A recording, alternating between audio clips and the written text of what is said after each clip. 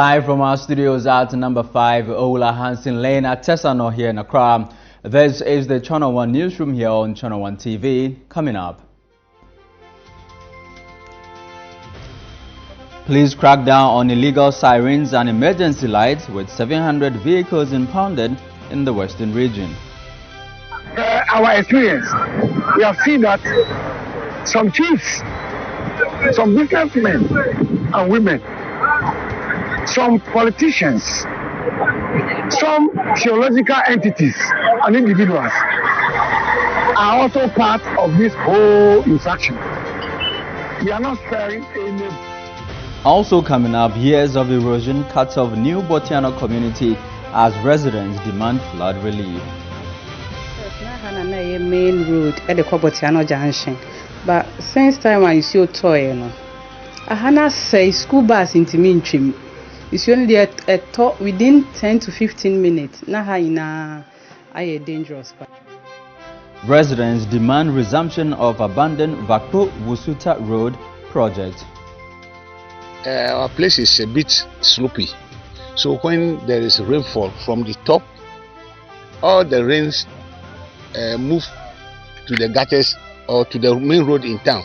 So we want government to also consider adding our town roads to. And later, MPs demand crackdown on unsafe container haulage on Ghana's highways. There was a day I was going to Kumasi.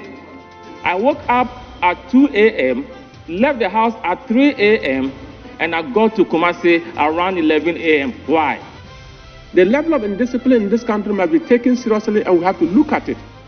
If the laws are passed by this house, those who are responsible to enforce the laws must do so without fear or favor.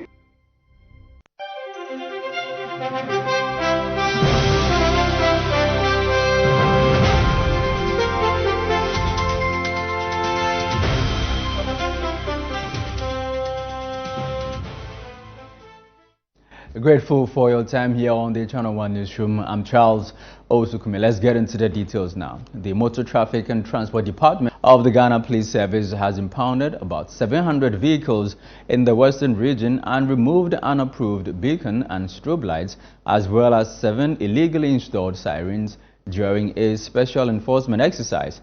The operation, conducted in Takrade and Takwa, forms part of a nationwide crackdown on the unauthorized use of sirens and emergency lights. The Director of Education, Research and Training at the Police MTTD, ACP Alexander Kweku-Obing, who led the exercise, says it was necessitated by the increasing disregard for the law by some motorists. Our Western Bureau Chief, Akwasi Ejeanim, reports.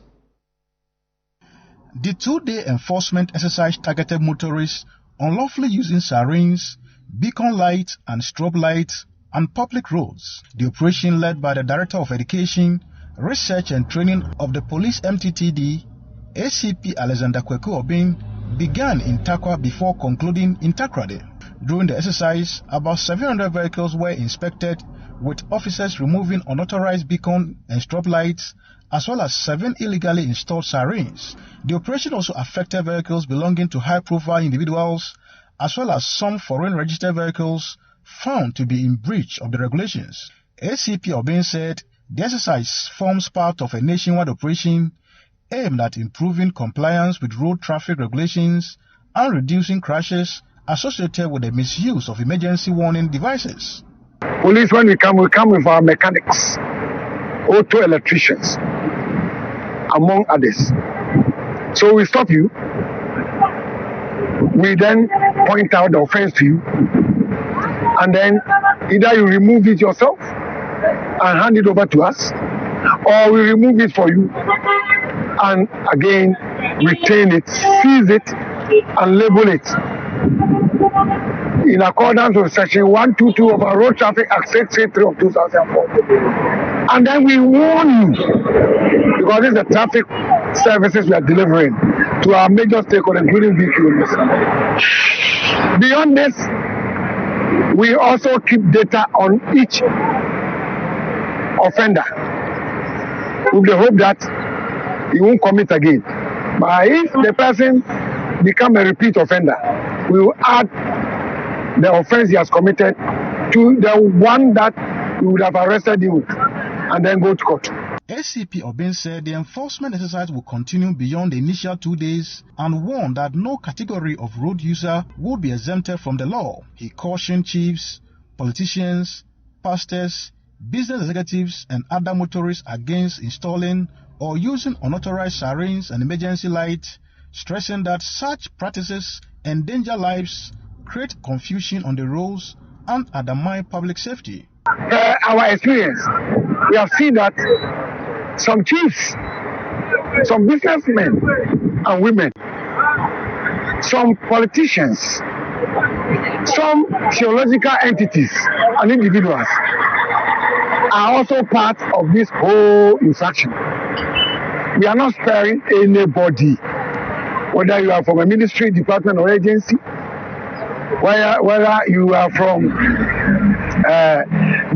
Metropolitan Municipal District Assembly, or wherever you find yourself as public servant, from the informal sector, from the business subsector, from anywhere, please remove them before you hit the road. Otherwise, you will be part of these statistics. Well, away from that, the Deputy Chief Executive Officer of the Gaming Commission, Lamtig Apanga, has defended the establishment of regional and district tribunals, insisting the new judicial bodies will not be used to target political opponents or abuse the rights of individuals. Now, his comments come after Parliament passed the Tribunals Bill 2026, which provides for specialized tribunals to handle selected categories of cases. There's more in this report.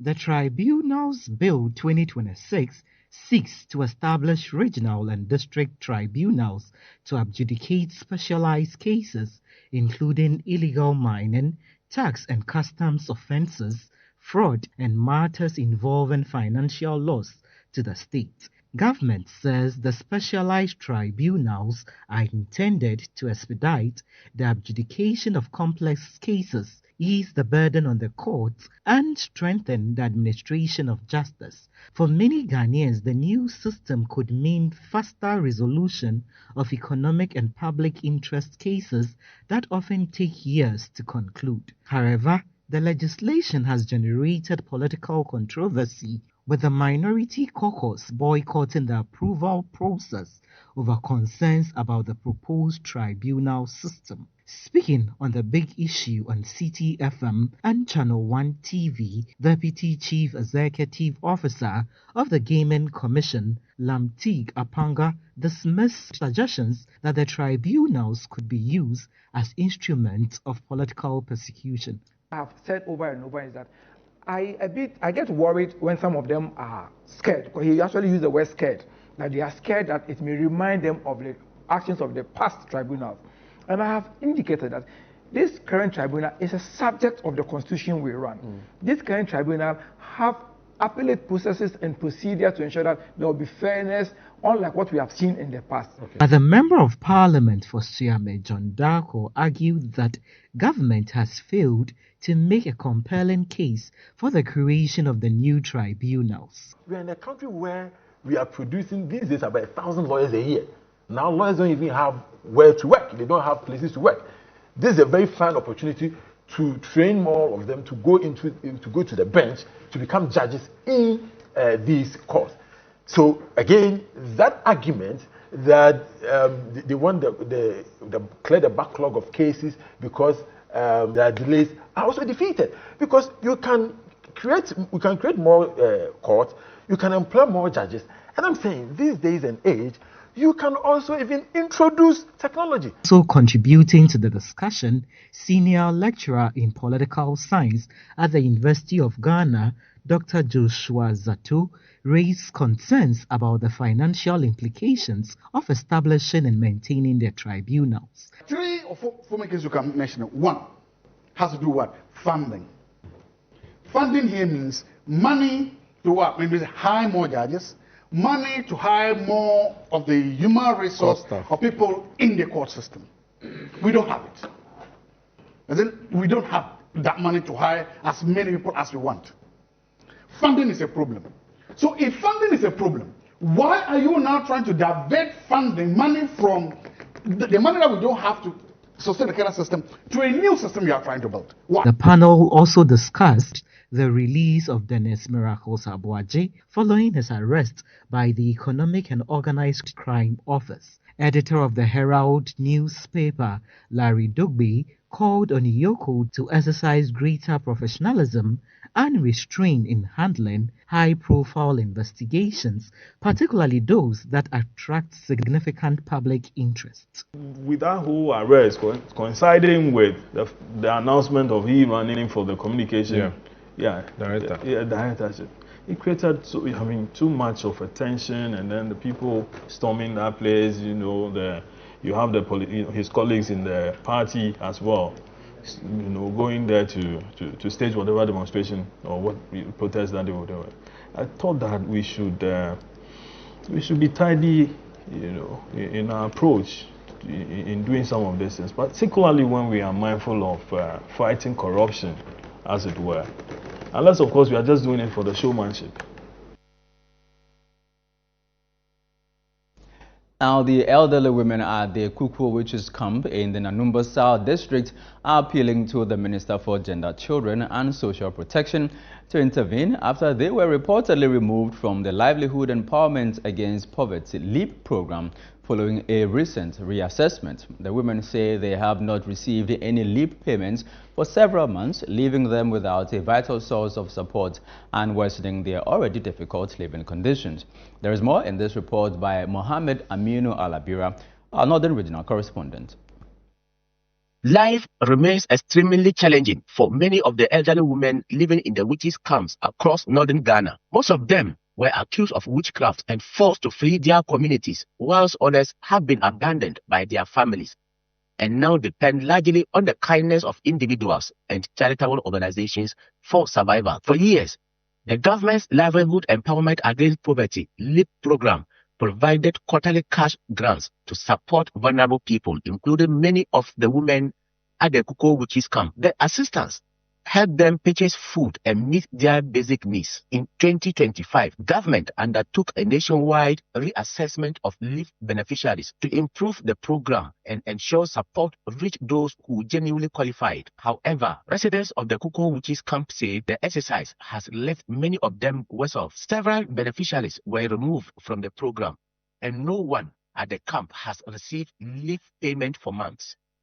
Malah bacel yen yel yara berat telan anda matan panya person de total do gar chirasham kablanya do tamblanya le mat wahala ya de chen minni kabur ko bonyen da azan tamna da mane ba'sana takani dan da mara su ita kaman shi yau balke da suna dan da tumuru dan jira ko ban jitma is zan kanyo nan bo anu baga ka hanu shugaban tidni ngo na lan titi ai fa kura lan titi The assemblyman for Kuku electoral area, Isa Abdelaziz, says the reported removal of the women from the LEAP register has had a devastating impact on their livelihoods. After the assessment, they've just wiped all of them off out of the system. So I want to appeal to gender minister to come to our aid. They should organize a special LEAP registration for at least only the witch camps in Ghana. Let me just put it that way. Or even when they come to Nanumba South, they should target only people for this special LEAP registration. They should come to our aid, come and help our mothers for them to benefit, because it will a lot to them when they receive this small talking or this small monies. The way they were happy and the way they were making good use of it. But right now, all of them, they don't know what to do about it. Executive Director of Sautaba, Hajia Lamnatu Adam, says such interventions have become necessary because of the vulnerability of the women. She also renewed her calls on President John Dramani Mahama to assent to the anti-witchcraft bill once it is passed by Parliament, describing it as a crucial step towards protecting the rights and dignity of vulnerable women. And to also add our voice, to the President to continuously act that when the bill comes to his attention, he should sign it. As you have heard from the women said one thing. They said they do not wish for other women what has befallen them to befall them. And there's only one way we can stop that, through policy. And we are hoping that Parliament will pass the bill. Efforts by ChannelOne News to obtain a response from the Department of Social Welfare in the Nanumba Sub-District were unsuccessful. Meanwhile, the elderly women continue to appeal to government to restore their leave benefit and provide the support they say is essential to their survival. But now, the relentless pursuit of quick financial gains among many young people in Ghana is raising serious environmental concerns, particularly in the Wassa-Menfi West municipality, as illegal mining activities continue to wreak havoc on natural resources and negatively impact cocoa production. Vast stretches of arable land, including productive cocoa farms and vegetation cover, have been destroyed, while once clean water bodies have also been heavily polluted. Ashanti Regional Correspondent Bright Eboa has been assessing the impact of illegal mining and climate change on cocoa production in the area and now reports. By me a me boa say galanse ni memba me hu fa so bi a menya this ya cocoa no ye bedo cocoa no ya ndu 15 years mpo na cocoa na ye na asha ewu. Cocoa farming has been the lifeblood of families in Nkrankrom in many several communities within the Wassa-Menfi West municipality, providing livelihoods and sustaining generations. Today, however, the legacy is under serious threat.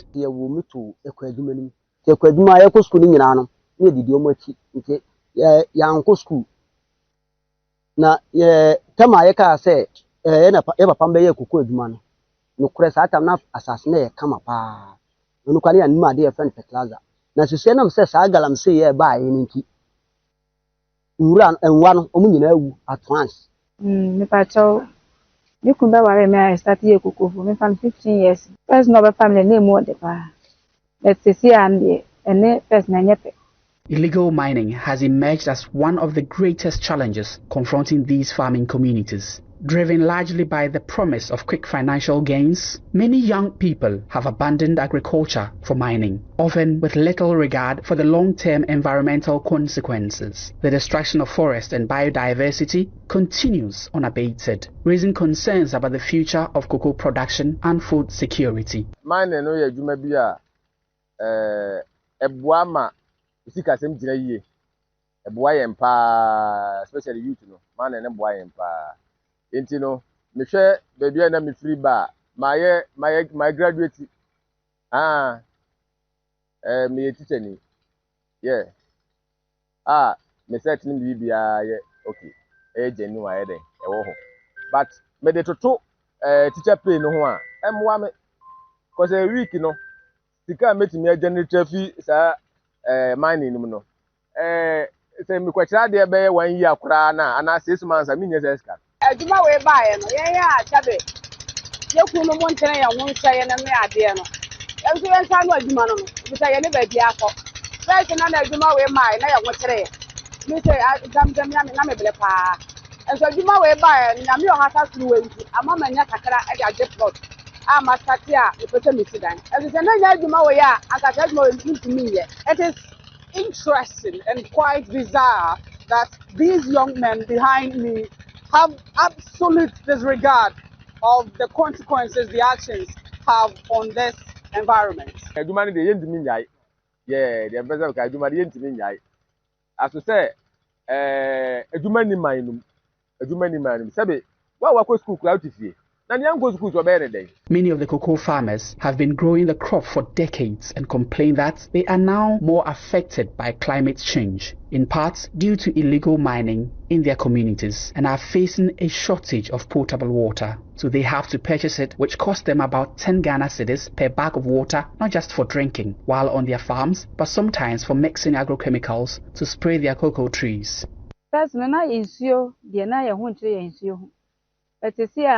Koko na yeduane yenye nsuo mpo ne de aguso enam galamse ni nti e bia ye na da nsuo ano enam san di galamse fa se nsuo ma ye gusu kra yenye nsuo mfa aguso George Owusu, a professor at the Geography and Resource Development at the University of Ghana and under the Climb Cocoa project, explains that changing climatic conditions in the area, largely driven by illegal mining activities, are severely affecting cocoa production. According to him, the destruction of vegetation cover coupled with pollution of water bodies is altering weather patterns and reducing the productivity of cocoa farms across affected communities. Cocoa is a crop that thrives in warmer environment, we all know that. But it also goes with some consistent, well-spread distribution of rainfall. So if you have one which is almost constant, so in a changing climate, your temperature is always higher, it's increasing.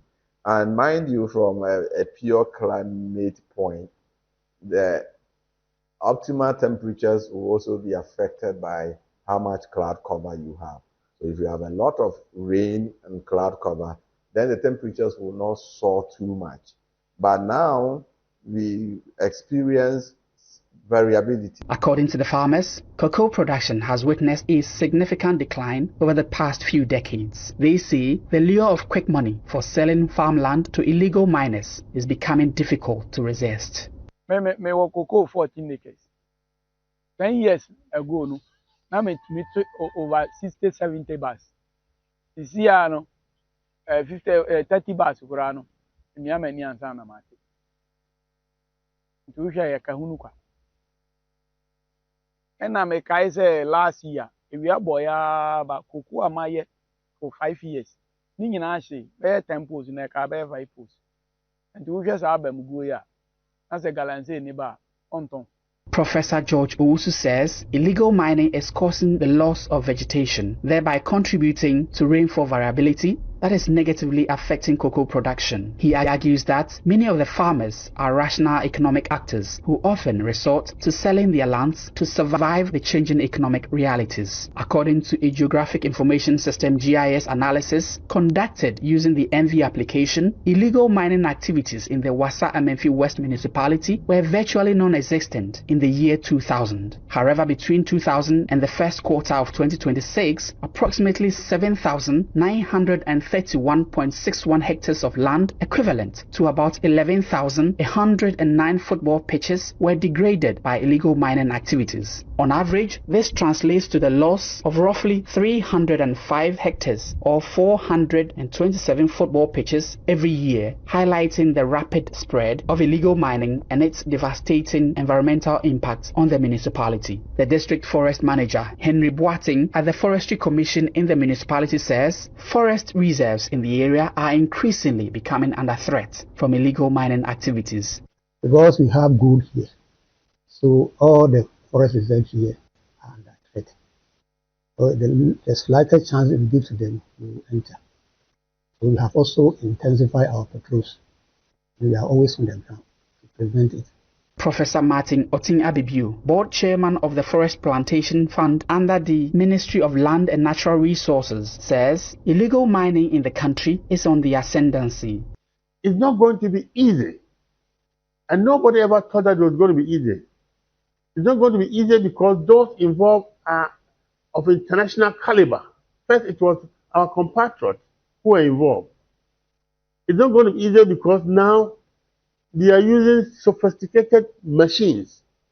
In fact, those who go with guns, it wasn't going to be easy because now they are able to have tax to give them protection. So, and they are prepared to meet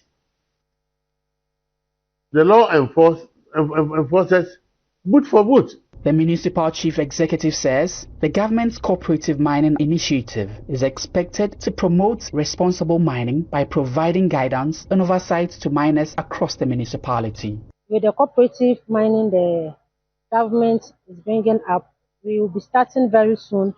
It will guide them at least to do responsible mining and prevent them further destroying and damaging of our lands. This story was produced with support from Internews' Earth Journalism Network.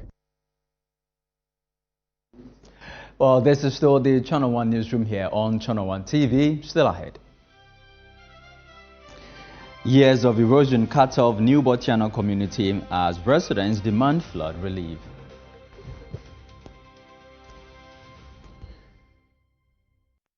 Well, the news is back in a bit. Please stay with us.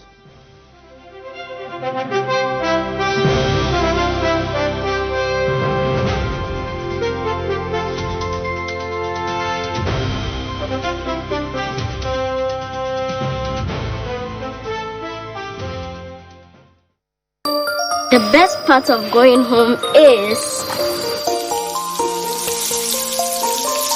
family. Sit up! Hey, mommy, my wife is cooking something delicious. Where are Lizzie Shito, hot pepper sauce, spicy. Bona yete, Lizzie Shito. Lizzie Shito, the Shito is Shito. Lizzie Shito, overfill. Lizzie Shito. Please, can I take some to school tomorrow? Yes, my son, you can. Lizzie Shito dear. Ebesu obiasu. Lizzie Shito hot pepper sauce. Yes, spicy and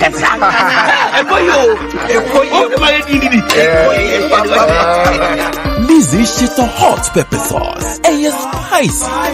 For bulk purchase, kindly contact 050-168-3344 or 050-155-0998. This advert is FDA approved. Welcome to a place where everyday living is reimagined, where space, movement, and community come together effortlessly. With thoughtfully designed spaces, modern facilities, and everything you need within reach, you don't just live here, you feel safe, comfortable, and at ease. Step inside Eden Heights and discover spaces crafted for comfort, style, and everyday living. And just when it feels right, you will know.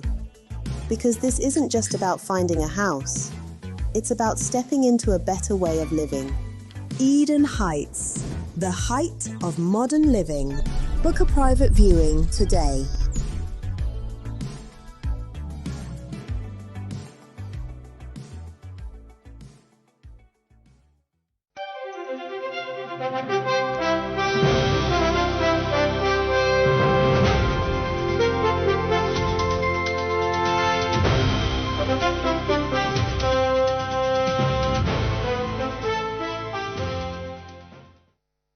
You're welcome back. This is the ChannelOne Newsroom here on ChannelOne TV. I'm Charles Osukumi. In more stories, deep gullies created by years of erosion have rendered parts of the New Botiano community inaccessible, leaving residents vulnerable to recurring floods and worsening transportation challenges. Authorities at the Gansal Municipal Assembly believe addressing the problem at its source uphill could also ease the perennial flooding and traffic congestion along the SCC junction to Atala stretch after every downpour. Akwesiado, our Central Regional Correspondent, has more. Years of unchecked erosion have left deep gullies cutting through sections of the New Botiano community, making access to homes increasingly difficult. The situation has deteriorated following recent heavy rains, with residents struggling to move around safely. The road is very bad and it's very affecting us. Cars can come in and cars can go out. Cars have been stuck in here every time, like every day and night. Those who doesn't know here very well, most of them, that's what happens to them very well. So we are getting it very difficult to go out or come in. First, na hana na ye main road at the Botiano junction. But since time I see toy no. Hana say school bus into Minchim. It's only a talk within 10 to 15 minutes. Na haina aye dangerous pa.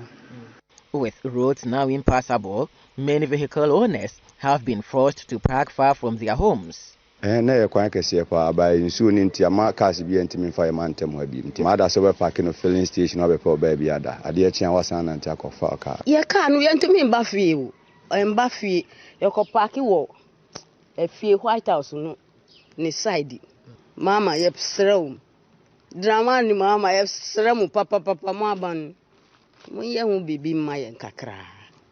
obi car esi fie ontumi nkɔ edwuma nsuo tɔ a kyerɛ sɛ wopɛ baabi gyina kyɔɔke ansa ɛma school nkɔla no ɔmo kɔ school kora ɔmo brɛ. In previous years, this area served as the main link to the community, granting access to vehicles. But today, it is no more accessible due to the deep gullies that have been created here by the running water. The deteriorating road network has severely affected transportation in the area. Many commercial drivers have stopped operating on the route, while those who still do have significantly increased transport fares. The way we take our taxis, it's very difficult for you to get a taxi. It's either they charge you higher than the normal price they usually take. So that's what is happening about it, getting the vehicle. Transportation now carry 40-50 pesos. Ya tu musa do 7 cedis. O ko hane junction in and out no. Enye sika ketwa. Nti ya kwan ne de ye hia moa pa. Residents blame the situation on the absence of proper drainage infrastructure and are appealing to government for urgent intervention. Na problem ni nyina se gi so mo yigata.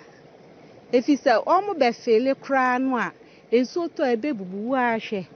Wall ankasa abubu ye fie o hwe se ne hwa aye. Enti ehia gata. This is the main source of the water that gets the SCC junction flooded anytime it rains. And this is not a gutter, it is a main river. But haphazard development has caused it to become narrow, even at the source here. And this is also responsible for the creation of deep gullies in the Botiano last stop community here, which has rendered the place impassable for vehicles. The various tributaries of the Kokojo River converge into a single channel, flowing through Babadogo, SCC Junction and Old Barrier along the N1 highway before emptying into the Densu River. However, inadequate drainage channels have led to frequent overflows, causing flooding, heavy silt deposition, and severe traffic congestion along the highway whenever it rains. During an inspection of the affected communities, the Gas South Municipal Chief Executive, Moses Kabukubi Okanse, said the scale of the problem is beyond the Assembly's financial capacity and called for central government support to undertake the necessary engineering works. Problem we identified is not the size that the Assembly can tackle. We need a collaborative effort from various stakeholders like the highways, hydro. All of them need to come on board so that we see how best we can resolve the issue. He, however, urged residents to honor their property rate obligations, saying improved local revenue mobilization would strengthen the Assembly's capacity to address critical infrastructure and development challenges. When our men comes around to collect the revenue from them, they should also be willing to pay. When we get the money, that is where we can also help them in resolving the challenges. If the money is not there, it will be difficult for us to resolve the numerous challenges that the Assembly is facing. Residents of this area will be relieved only when the drainage channels are constructed. For the ChannelOne Newsroom, I am Akwesi Ado, New Botiano last stop, Greater Accra. Meanwhile, residents and motorists using the Vakpo-Wusuta Road in the Nodai district of the Volta region are calling for the immediate resumption of work on the abandoned road project, saying the deteriorating condition of the stretch is making travel increasingly difficult and also disrupting livelihoods. With construction stalled, the partially rehabilitated road has become heavily waterlogged and dangerously slippery whenever it rains, forcing some motorists to avoid the route altogether. Our Volta regional correspondent Desmond Salasiago has more in this report. Residents and commuters along the Vakpo-Wusuta Road are urging the government and the Ministry of Roads and Highways to ensure contractors return to sites and complete the abandoned road project. The road was graded several months ago as part of rehabilitation works, but has since been left unfinished. With the onset of the rainy season, large sections of the stretch have become waterlogged and extremely slippery, making traveling hazardous for motorists and other road users. Some drivers say they are compelled to avoid the road entirely after heavy rains because of safety concerns.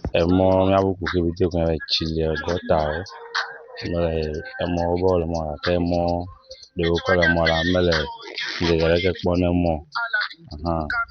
they get more chili so the only to we call nu akono more te fere fe pepe mi le fupe le mo jin to e mo de ko hian no wa mo nim ya ko na chijala e mo no didi ebu tie moji ebu de kemeton kayo mi abo tonu mo eke na tie jai ebu de kemeton ye tonu no ye gbola te ana na rolling to me na be 6 months alo ekweke mi abo DC bele mi abo MP ya ba ka short be wa de mo ni mi e mo de dey me no ba gba mo ko fere ko o me ba le vide de ke pole mo de yan hu mi abo gbo me mo chebete gole me mo che de kemenyu ebu ayu na chija o ma ton po te fere ke ebu akovu ko ti ayu. The poor condition of the road is also affecting economic activities in the area. Farmers say transporting foodstuffs to the nearby markets have become increasingly difficult, resulting in delays, higher transport fares, and post-harvest losses. Traders also complain that the deteriorating road is discouraging customers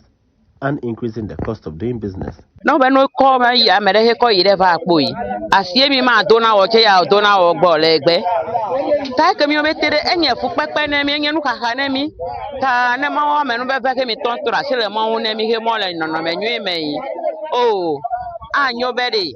If war are done or doa Kabakabai, the more you yota. Traditional authorities say the road serves several communities and is critical to the movement of people, goods, and essential services. They are appealing to the government to expedite work on the project before the rains further damage the road and isolate communities. On the main road from Vapo to Usuta, I think is very, very, very bad.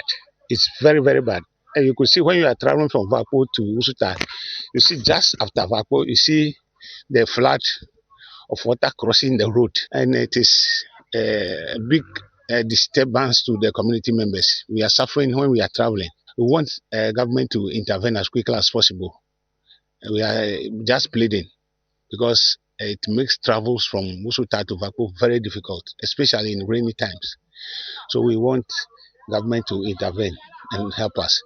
And also, when you get to the town, our town roads, our place is a bit slopey. So when there is rainfall from the top, all the rains move to the gutters or to the main road in town. So we want government to also consider adding our town roads to the construction. Reporting for ChannelOne News, my name is Desmond Salasiago. Well, to the Ashanti region, where authorities in the Amansia South district are raising concerns over the increasing number of motorcycle and tricycle crashes which continue to claim lives and leave many others injured. The trend has heightened road safety concerns across the district and neighboring communities. Our Middle Belt Bureau Chief Hafiz Tijani reports. Motorcycles and tricycles remain the dominant mode of transport across the Amansia South, Amansia Central, and Amansia West districts, providing both commercial and private transportation. The poor road network and limited transport alternatives have made them the preferred means of travel for many residents. However, widespread disregard for road traffic regulations has led to a rise in crashes, resulting in deaths and serious injuries. Officers of the Motor Traffic and Transport Department of the Ghana Police Service say the increasing number of motorcycle and tricycle-related crashes is becoming a major road safety concern. It is happening because the road network is not good and the riders themselves are not careful as to how they ride. So it do happen, especially here. The district chief executive for Amansia South, Benjamin Mafu, expressed concern over the recurring crashes, describing the loss of lives as worrying and called for greater adherence to road safety regulations. The accident rate is too high in my district.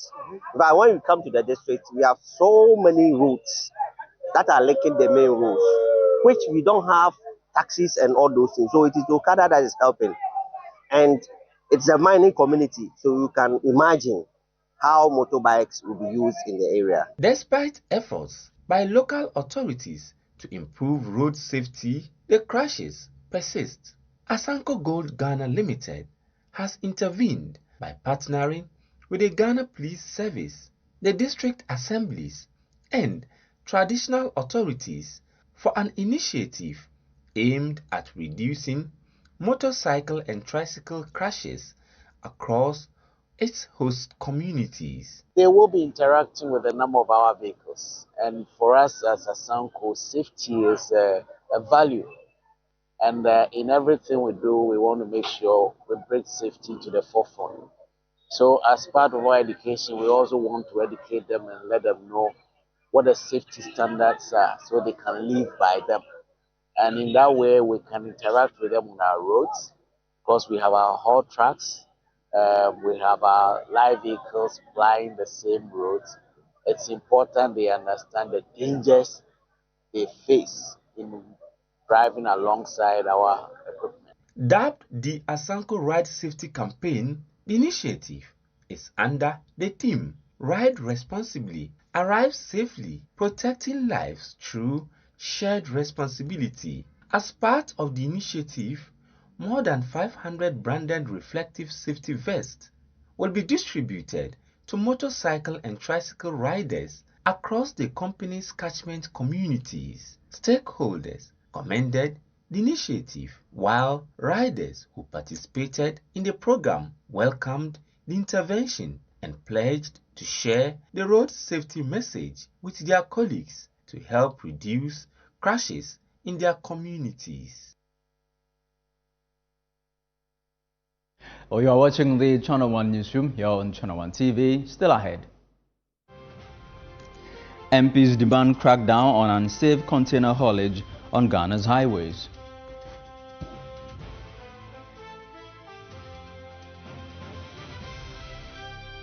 Well, we have details soon. Please don't go away.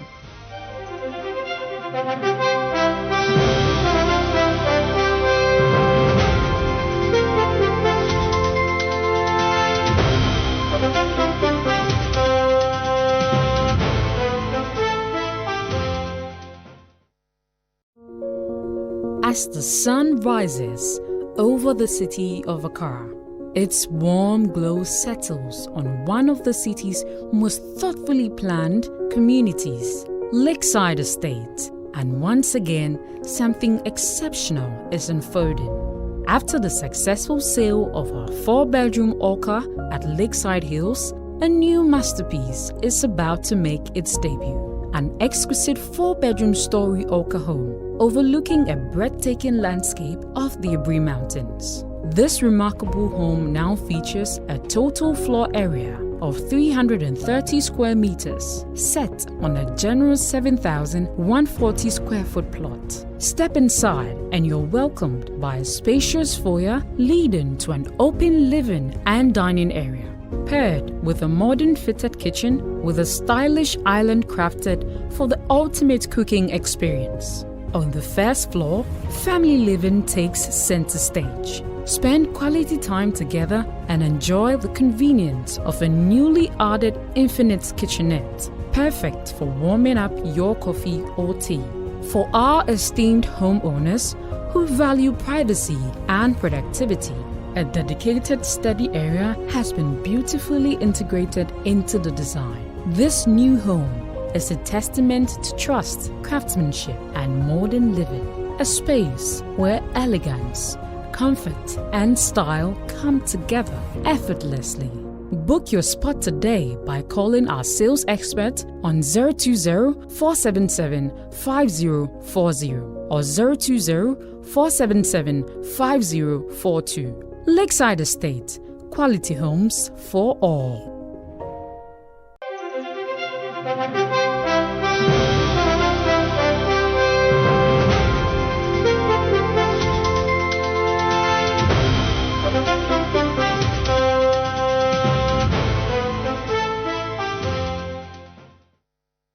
Well, thank you for staying with us here on the Channel One Newsroom. Now, some members of parliament are demanding stricter enforcement of road safety regulations to curb the growing practice of transporting shipping containers on low-bed trailers without properly securing them. The lawmakers say the unsafe practice poses a serious threat to motorists, contributes to traffic congestion and road damage, and also results in containers falling onto highways, causing accidents and endangering lives. ChannelOne News' Ni Ayukuyokai has more. Every day, hundreds of articulated trucks roll out of the Tema ports carrying containers of varying sizes loaded with tons of cargo destined for different parts of the country. These trucks travel along some of Ghana's busiest transport corridors, including the Tema Motorway and the Accra-Kumasi Highway. But beyond the economic importance of moving goods, a growing safety concern has emerged. Many of the containers are allegedly not properly secured to the low-bed trailers transporting them, raising the risk of containers falling onto the road. Members of Parliament say the practice has become increasingly common and poses a serious threat to motorists, pedestrians, and other road users. They warn that poorly secured containers have contributed to road crashes, traffic gridlock, and damage to critical road infrastructure. Our citizens are being buried in their cars. Innocent families, commuters in trotros, and roadside traders are being flattened into oblivion by falling steel bosses because a driver or a transport owner wanted to save 5 minutes at the ports. I remember there was a day I was going to Kumasi. I woke up at 2 a.m., left the house at 3 a.m., and I got to Kumasi around 11 a.m. Why? Because a truck had broken down, and we had to be in that congestion for a very long time. Somebody is traveling from Kumasi or Blakatanga to Accra to catch a flight to, let's say, any of the advanced countries, and because of the bad nature of the road, the person can even miss their flight. Is that what we want? Why will you have a low bed, an articulated truck, loading a container from the Tema Harbour or Takoradi Harbour, moving through various checkpoints, be they police, immigration, customs, axle weight, you can count them, to the point that people cannot see what is right and insist that the right thing must be done. I agree with the maker of the statement that right at the loading point, what is supposed to be done must be done before the vehicles are allowed to move. The lawmakers are calling on the relevant authorities to strictly enforce existing road traffic and transport regulations to curb the practice. Mr. Speaker, per Regulation 52 of the Road Traffic Regulations 2012, LI 2180, a person shall not drive or permit a motor vehicle or trailer to be used on a road unless the load is securely bound, protected, and packed in a manner that ensures the load cannot under any circumstances slide, shift, spill, or roll, or fall off the vehicle while it is in motion. Anyone who contravenes the said regulation commits an offense punishable by a term of imprisonment, fine, or to both. Mr. Speaker, we cannot sit in this august house, pass laws, and watch our citizens perish due to a blatant lack of enforcement.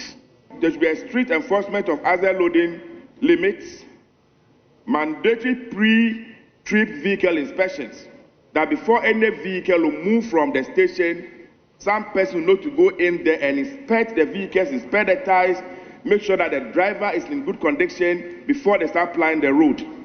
Mr. Speaker, regular maintenance of haulage vehicles is key. Most of these vehicles, when you go and get close to them, most of the tires are even worn out. In some cases, there are even 2 tires at the back. The inside ones are worn out. The ones outside looks good, and then they start plying the road. Can you imagine what happened recently at Nongwa Mall?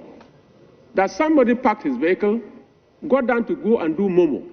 And within the space of 3 minutes, one of these containers fell on his vehicle. Just imagine if you are sitting in the car. You are coming from church, you just parked to buy water, and all of a sudden you and your family are gone because of the level of indiscipline. The level of indiscipline in this country must be taken seriously, and we have to look at it. If the laws are passed by this House, those who are responsible to enforce the laws must do so without fear or favor.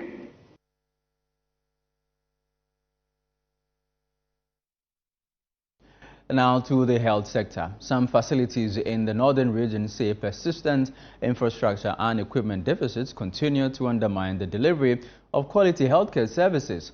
The Savulugu Municipal Hospital and the Tamale Technical University Hospital, which collectively serve thousands of patients each year, cite inadequate hospital beds, limited maternal health infrastructure, and shortages of essential medical equipment as major challenges affecting patient care. Our Northern Bureau Chief, Shawana Yusuf, reports.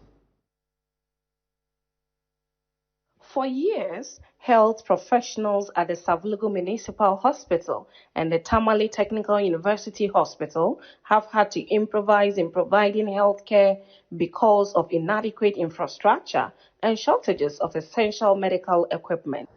Maternal referrals from health centers and CHIP compounds and from 4 to 5 adjoining districts sometimes is overstretched with resources, and all these have an effect on our equipment. Fortunately, we'll be able to work around it to ensure that any patient that needs service or emergency care, we take care of them, regardless of whether there's a bed or not. To help address some of these challenges, Oxfam in Ghana, through its implementing partner, NOSAG, and with funding support from Global Affairs Canada, donated medical equipment and essential supplies to selected health facilities, addressing some of the gaps. And those gaps included the material that we have presented today. And those materials actually include delivery beds, as I mentioned. They also include maternity beds, so after delivery, where the mother would be kept. It includes also, you know how important oxygen is. So we have provided oxygen facility. Representing the Canadian High Commissioner to Ghana, the head of cooperation at the High Commission of Canada reaffirmed Canada's commitment to supporting Ghana's efforts to strengthen its healthcare system. So the Power to Choose project, Canada is helping strengthen health facilities, build the capacity of healthcare for workers, and ensure that more women and girls can access the information and the care they need to lead healthy and empowered lives. Meanwhile, the Northern Regional Director of Health, Dr. Chrysanthus Kubio, expressed concern over the absence of a government hospital in the rapidly expanding Sanarigo municipality. He noted, for now, government doesn't have a hospital serving this place. The Agenda 111 project has been started, but it's not done yet. So, Tatu and St. Lucie are key. St. Lucie also they are key in providing services within this municipality. Well, away from health, researchers in the built environment are calling for a coordinated long-term approach to tackling illegal mining, infrastructure failures and unemployment. They argue that Ghana's development challenges cannot be solved by government alone, but requires sustained collaboration among academia, industry, policymakers and citizens. Ashanti Regional Correspondent Tawfiq Mohammed reports. As Ghana continues to grapple with environmental challenges such as illegal mining and recurrent flooding, researchers say the country must adopt more sustainable, collaborative approaches to finding lasting solutions. The call was made during the launch of the Faculty of Built Environment Week celebration and inaugural lecture at the Kwame Nkrumah University of Science and Technology. The Dean of the Faculty of Built Environment, Professor Emmanuel Edinyera, said the fight against illegal mining mining cannot rely solely on environmental enforcement. According to him, many young people are drawn into illegal mining because of limited economic opportunities, making it essential to address the underlying socio-economic factors alongside environmental protection. This country has been led to a point where people are just becoming very greedy. It's about greed. And if we don't have a mindset change, if we don't, change our mindset when it comes to these things and think about, survival now and survival the next time, think about the real meaning of sustainability, we'll not be making any headway. Professor Edinyera Feda noted that many of Ghana's persistent challenges, including flooding, poor urban planning, and building collapses, are rooted in failures within the built environment. He criticized what he described as a culture of blame among academia, industry, government, and the public, arguing that meaningful progress will only be achieved through collective action and shared responsibility. As a faculty, we want to bring all of us together to deal with the problems we have and stop sitting in our various corners and looking at these things in our various silos. It won't work that way. We have tried that as a country for far too long. Problems we had in the 60s, we are still grappling with them.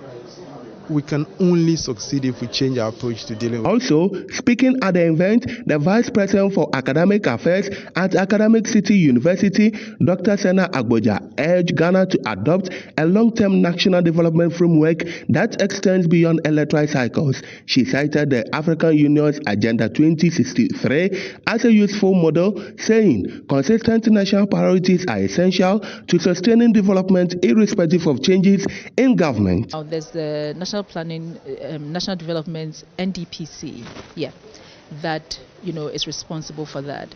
There's academia that is existing and that can support. There's all of the discipline sciences in academia that can help to shape. So let's create the platform. Let's have that conversation. Let it not be driven by any particular political party, and let's arrive at an agenda for Ghana. Dr. Agboja also advocated a stronger partnership between universities, industries, and government, stressing that higher education should respond directly to national development needs. She said practical challenges such as youth unemployment, flooding, and industrial productivity should inform teaching, innovation, and applied research to produce solutions with real-world impacts. They also will feed back into the system, and with the new insights that are gotten, the new knowledge that is gotten, all of that will feed into policy reforms. It will feed into standards improvements. It will feed into curriculum changes and renewals. It will feed into pedagogical changes, so that ultimately all of these changes the landscape fully and actually prepares us all together. The event brought together university leadership, industry practitioners, faculty members, students, and development partners to celebrate the role of the built environment in promoting sustainable development and supporting Ghana's nation-building efforts. Well, that'll be all for this edition of the ChannelOne Newsroom here on ChannelOne TV. Do visit our website, channelonenewsonline.com, for more information on our top stories and more. Subscribe to ChannelOne TV on YouTube for more exclusive video content from ChannelOne TV. Download the ChannelOne News app on the Google Play Store. I'm Charles Ozukumi. Thank you for watching.